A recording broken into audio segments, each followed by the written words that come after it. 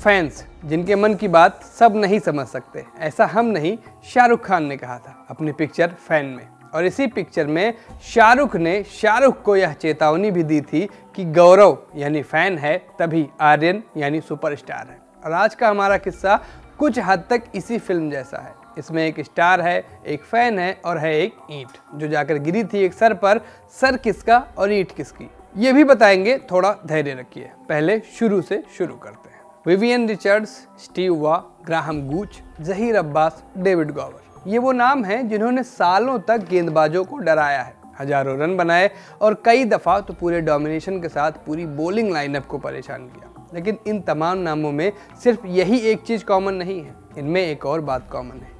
ये डरते थे एक बॉलर से, वो बॉलर जिसके बारे में रिचर्ड्स खुलकर कहते थे कि ये इकलौता बॉलर है जिसके सामने मुझे दिक्कत होती है। और ये वही बॉलर था जिसकी एक गेंद ने गूच के हेलमेट को बीच से चीर दिया था, जबकि अब्बास के हेलमेट पर यह इतनी जोर से लगी कि हेलमेट 3 इंच गहरे धंस गया। इसी बॉलर की एक गेंद पर गॉवर की पैडिंग और थंब गार्ड के साथ अंगूठे का एक बड़ा हिस्सा लगभग थर्ड स्लिप में जा गिरे। साइमन ह्यूज ने सिल्वेस्टर क्लार्क नाम के इस बॉलर की सिर्फ 3 गेंदें खेली और तीसरी गेंद पर जो हुआ उसके बारे में रिटायर होने के बाद ह्यूज ने लिखा था, मनुष्य द्वारा बनाए गए 2 मिलीमीटर फाइबर जितने करीब से मैं मरने से बचा। जबकि स्टीव वॉ का किस्सा अलग ही है। ये बॉलर जिसे दुनिया सिल्वेस्टर क्लार्क नाम से जानती है, सालों तक सरी के लिए काउंटी क्रिकेट खेला था। और वॉ की बुरी याद ऐसे ही एक मैच से है जब वह सनसेट की ओर से खेलते थे। सरी के खिलाफ मैच से हफ्ते भर पहले ही वॉ को अपनी टीम में बिखराव दिखने लगा था। ड्रेसिंग रूम में मैच की तैयारी करते प्लेयर्स के चेहरे पर मुर्दा शांति पसरी थी।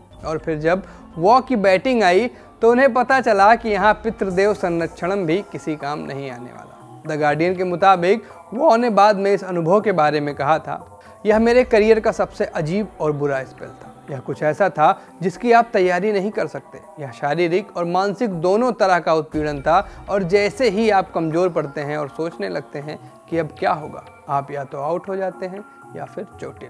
यहाँ तक आने के बाद अब आपको लग रहा होगा कि ये सब माया है, मैं जो कुछ भी बोल रहा हूँ उसमें सच्चाई कम और फिक्शन ज़्यादा है, क्योंकि शायद आपने अभी तक सिल्वेस्टर क्लार्क की क्रिक इन्फो प्रोफाइल देख ली होगी। सिर्फ 11 टेस्ट और 10 वनडे, ये भी कोई प्रोफाइल है महाराज? इससे ज़्यादा तो एवरेज प्लेयर भी खेल जाता है। फिर ये धाकड़ प्लेयर इतना कम क्यों खेला? इस सवाल का जवाब भी है हमारे पास। दरअसल सिल्वेस्टर उस दौर में क्रिकेट खेलते थे जब वेस्ट इंडीज के पास 1, 2 या 3 नहीं, पूरे 5 खूंखार पेसर थे। Andy Roberts, Colin craft, Joel Garner, Malcolm martial और माइकल होल्डिंग। और इनके होते हुए सिल्वेस्टर का हाल अमोल मुजुमदार जैसा था। टैलेंट की कोई कमी नहीं, लेकिन जगह कहाँ है? हाँ, तो अब बारी उस किस्से की जिसे शुरू में बताकर मैंने आपको इतनी देर फंसाया। बात 1980-81 की है। वेस्ट इंडीज की टीम पाकिस्तान टूर पर थी। 4 टेस्ट मैचों की सीरीज के 3 टेस्ट मैच निपट चुके थे। मेहमान टीम 1-0 की लीड के साथ मुल्तान पहुंची। यहाँ 30 दिसंबर को पहला टेस्ट शुरू हुआ। वेस्ट इंडीज की टीम पहली पारी में 246 रन पर ही सिमट गई, लेकिन जवाब में पाकिस्तान की शुरुआत भी गड़बड़ाई और इस गड़बड़ाने की शुरुआत हुई थी सिल्वेस्टर द्वारा। सिल्वेस्टर ने शफीक अहमद और सादिक मोहम्मद की ओपनिंग जोड़ी को अकेले ही निपटा दिया। मैच के दूसरे दिन मुल्तान की जनता बेचैन हो गई और बेचैनी में लोग क्या करते हैं, कुछ ऐसा जिस पर बाद में पछतावा हो। मुल्तान की जनता ने भी ऐसा ही किया और ऐसा करने में उनकी प्रेरक बनी कराची की पब्लिक, वही पब्लिक जिसने वेस्ट इंडीज के प्लेयर्स के स्वास्थ्य का ध्यान रखते हुए उन्हें फल खाने को दिए थे, वो भी चलते मैच में उनकी पीठ पर फेंक कर।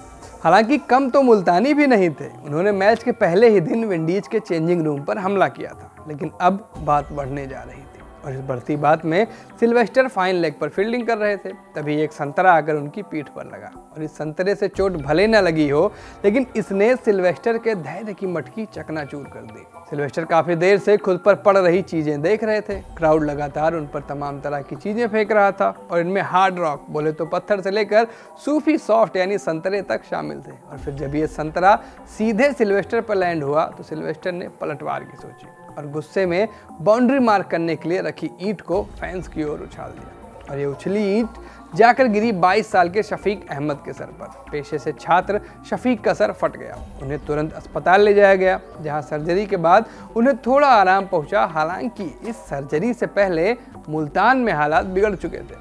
पहले से चिढ़ी जनता अब बेकाबू हो रही थी और इन हालात में मैच को 20 मिनट के लिए रोककर माहौल ठंडा करने की कोशिश की गई और मुल्तान की इस ठंड को बढ़ाने में विंडीज के दिग्गज एल्विन कालीचरण का बड़ा रोल था। कालीचरण ने फाइन लेग की ओर जाकर घुटनों के बल बैठकर लोगों से शांत होने की अपील की और उनकी इस अपील के बाद लोग माने और फिर मैच शुरू हो पाया। मैच के बाद विंडीज के कप्तान क्लाइव लॉयड ने इस घटना पर कहा, यह एक दुर्भाग्यपूर्ण घटना थी। मुझे नहीं पता कि क्या आजकल गलत तरह के लोग खेल देख रहे हैं। खुद पर आ रहे पत्थरों से क्लार्क की आंख जा सकती थी। उसे इसका अफसोस है। हम सभी को इसका अफसोस है, लेकिन भले ही लोग हमें कितना भी उकसाएं, हमें अपने आचरण पर ध्यान देना चाहिए। इस घटना के बाद सिल्वेस्टर क्लार्क और विंडीज के मैनेजर जैकी हेंड्रिक्स ने अस्पताल जाकर शफीक से मुलाकात कर माफ़ी मांगी। हालांकि इसके बाद भी क्लार्क पर 3 मैच का सस्पेंशन लगा और इस पूरी घटना के बाद, इस सस्पेंशन के बाद वह वेस्ट इंडीज के लिए सिर्फ एक टेस्ट खेल सके।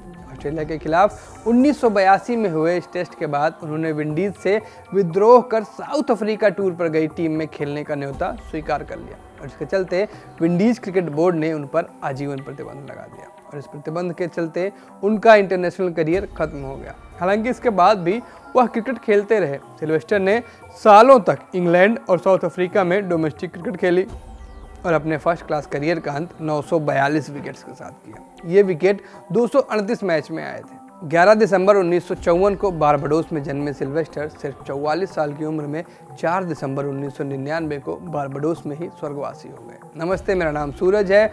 आप लल्लन टॉप स्पोर्ट्स देख रहे हैं और कैमरे के पीछे थे बाला।